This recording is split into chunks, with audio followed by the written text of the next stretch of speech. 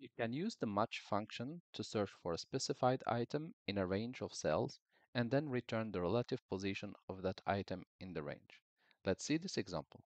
Here we are going to click in the cell where we want the formula to be, click on Formula, and then click on Lookup and Reference. Select Match, and this little window will pop up. The lookup value is the value which we will be asking Excel to look for. Lookup array is the place where Excel will be looking for that value. And match type, in match type we have three default values, 1, 0, and -1. For the 1, it means that match finds the largest value that is less than or equal to the lookup value, the value we're looking for. 0, match finds the first value that is exactly equal to lookup value. And the -1 will find the smallest value that is greater than or equal to lookup value. Let's begin.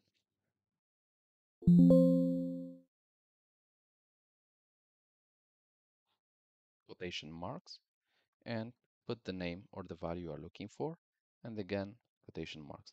Lookup array, we are going to select the first column in my case.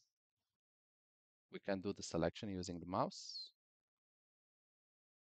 And for match type, we are going to ask for 0 value.